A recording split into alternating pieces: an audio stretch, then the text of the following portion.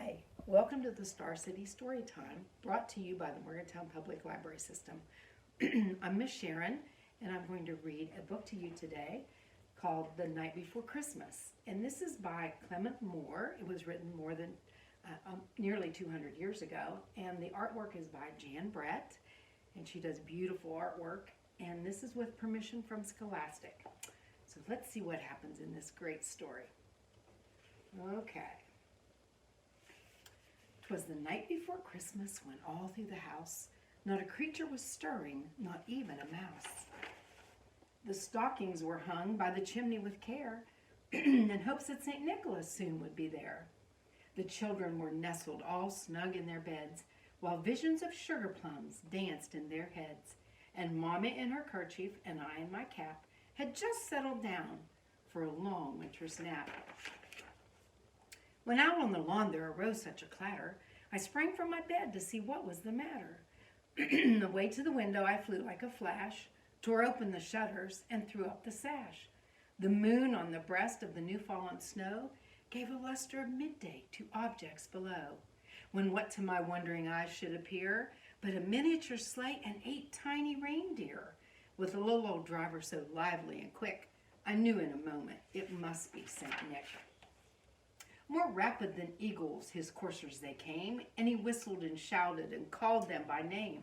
Now Dasher, now Dancer, now Prancer and Vixen, on Comet, on Cupid, on Donder and Blitzen. To the top of the porch, to the top of the wall, now dash away, dash away, dash away all.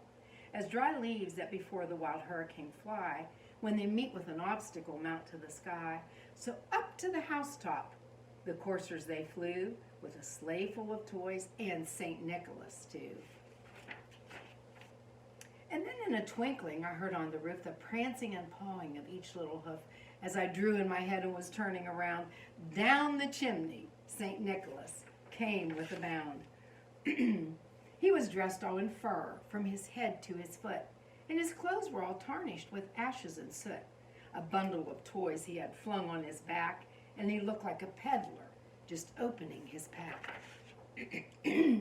His eyes, how they twinkled. His dimples, how merry.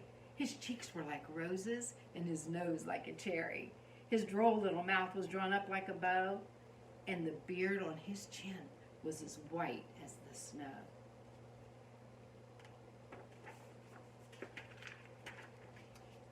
The stump of a pipe he held tight in his teeth, and the smoke, it encircled his head like a wreath. He had a broad face and a little round belly that shook when he laughed like a bowl full of jelly. He was chubby and plump, a right jolly old elf, and I laughed when I saw him in spite of myself. A wink of his eye and a twist of his head soon gave me to know I had nothing to dread. He spoke not a word, but went straight to his work and filled all the stockings, then turned with a jerk. And laying a finger aside of his nose and giving a nod up the chimney he rose. He sprang to his sleigh, to his team gave a whistle,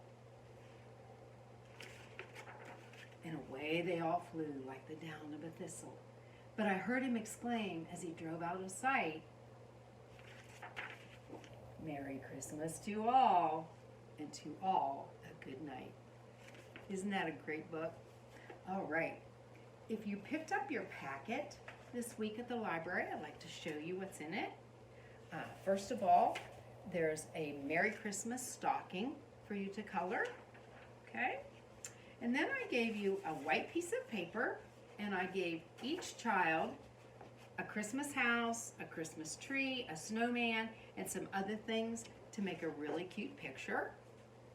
And the last thing I gave you was a woodsy picture frame, and I gave you 4 fancy stickers to decorate it with. You can add other things that you would like to. And of course, this is where your picture will go in if your family would like to do that. Okay? So I hope you enjoy those things, and I will see you soon. And keep reading. Bye-bye.